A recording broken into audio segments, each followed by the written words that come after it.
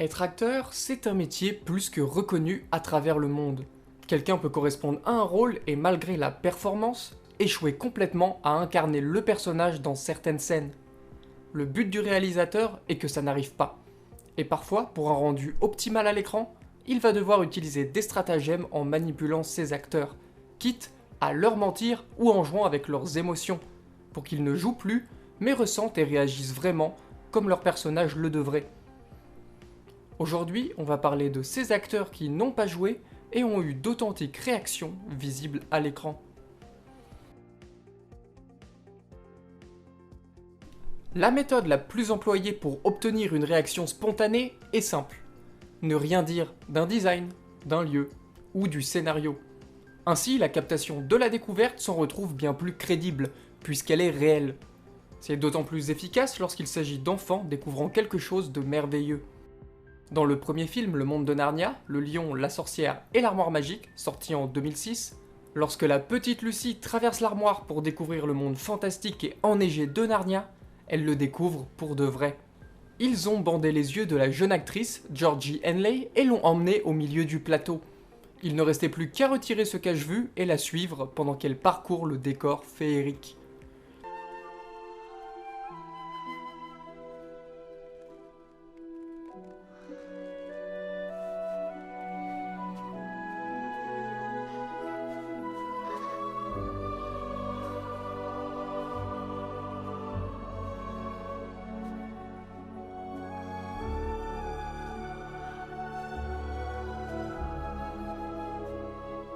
Ils ont fait de même pour l'acteur incarnant Edmund, et on le ressent franchement. Les yeux qui pétillent de la gamine qui découvre la neige, c'est juste magique.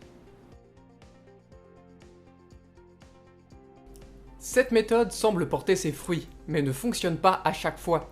Ce n'est pas l'équipe du film Les Goonies, sorti en 1985, qui vous dira le contraire.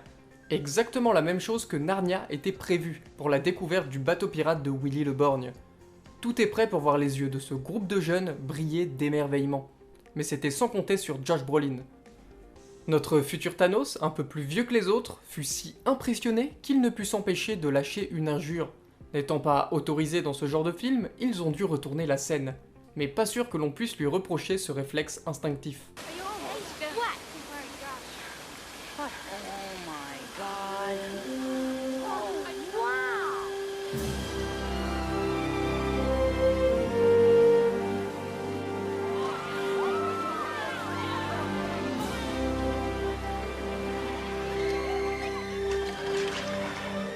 Restons encore un peu dans l'enchantement enfantin avec Charlie et la chocolaterie.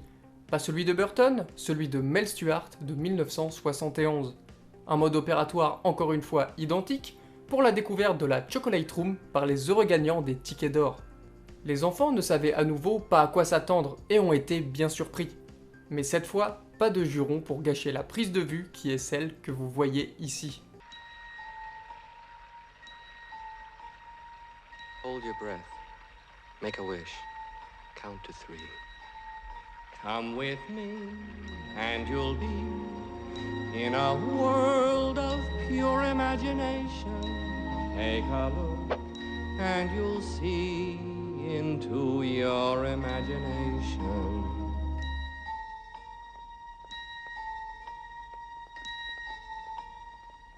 We'll begin.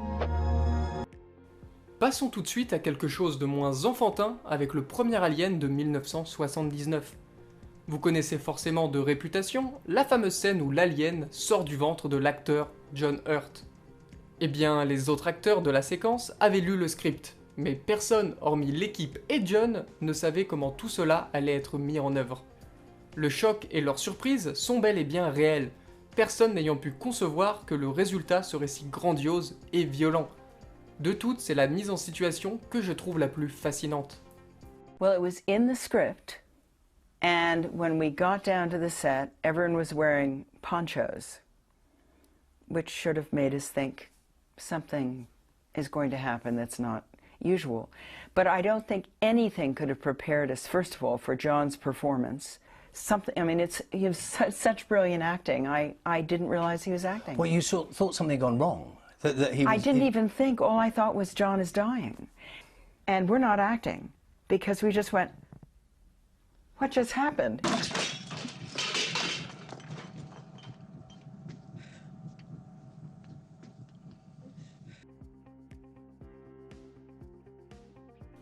Les 8 salopards, réalisé par Quentin Tarantino. Décidément, il n'y a pas une vidéo où l'on ne va pas parler de lui.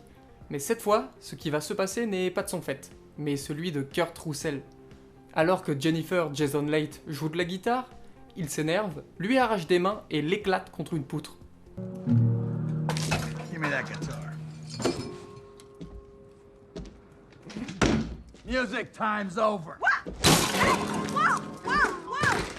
Ok, le script l'indiquait, donc pas de problème. Sauf que non. La guitare avait une doublure guitare, qui devait être brisée à sa place. Âgée de quasiment 150 ans, elle appartenait au Martin Guitar Museum, qu'il avait gracieusement prêté. Kurt l'a donc détruite, et la réaction de panique de Jennifer, qui regarde l'équipe technique, n'était pas prévue. Time's over.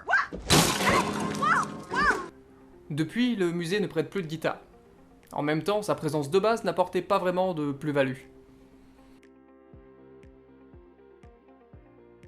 Quand je vous dis Rocky, vous avez sans doute une musique qui vous vient en tête avec une image de Stallone courant dans la rue.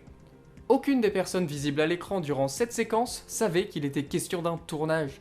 Ils admiraient sans comprendre un homme effectuer des allers-retours en courant, suivi par une camionnette.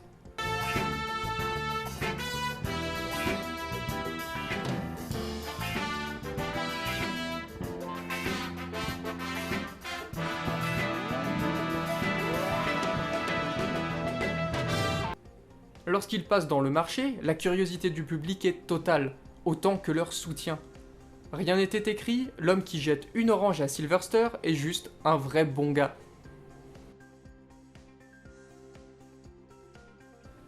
Batman The Dark Knight. Malgré que son nom soit dans le titre, vous pensez sûrement plus au Joker incarné par Heath Ledger qu'à Batman quand j'évoque ce film.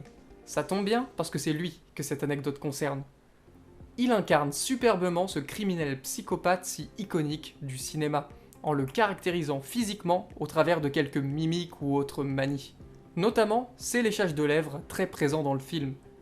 Il s'avère que ce gimmick n'est pas de son fait. Les lèvres prothétiques tombaient à longueur de temps. Les coups de langue ne servant qu'à les maintenir en place. Complètement en adéquation avec le personnage, ce tic devint une part intégrante du Joker, mais qui pour le coup ne doit rien à son acteur. L'année 1974 était marquée par la sortie de Massacre à la tronçonneuse. Contre toute attente, il ne tue pas grand monde dans ce premier opus. En revanche, personne ne connaissait son visage, ou plutôt son masque de chair humaine. Le réalisateur Toby Hooper ne le révéla pas aux acteurs, qui ne le découvraient qu'au décès de leur personnage. Allen Denziger, qui incarne Jerry, en eut si peur qu'il cria. Sauf que personne ne lui avait demandé de le faire. Une honnête surprise pour un rendu qui sert parfaitement l'horreur de la situation.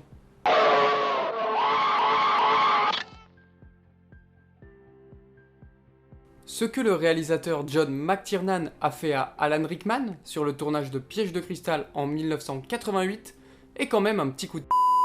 À la fin, son personnage Hans Gruber meurt d'une chute du haut d'un building. Pour les besoins de la scène, il a fallu le faire tomber réellement, un petit peu.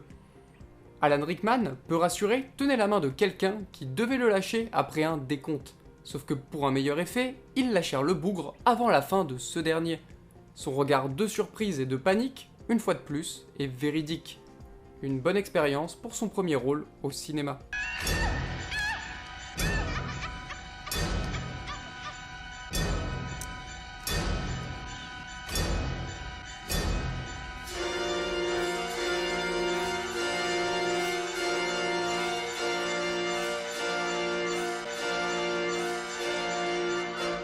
That's not a hostage. Parfois, à l'ignorance, on préfère le mensonge. C'est ce qu'ils ont fait sur Le Secret du Coffre Maudit, second volet de la saga culte Pirates des Caraïbes. Si vous avez le film en mémoire, vous rappelez-vous du cliffhanger final. Jack Sparrow est mort, mais pas vraiment. Ses amis doivent le retrouver, et alors que tout semble perdu, un personnage connu des fans fait son grand retour, pour les aider. Tous les acteurs devant jouer la surprise étaient persuadés qu'il s'agissait d'Anna Maria, le personnage de Zoé Saldana assez présente dans l'opus précédent. Évidemment, ce n'était pas le cas. Leur étonnement de revoir vivant le capitaine Barbossa, antagoniste décédé du premier film, est total. Alors, vous aurez besoin d'un capitaine qui en connaît tous les secrets.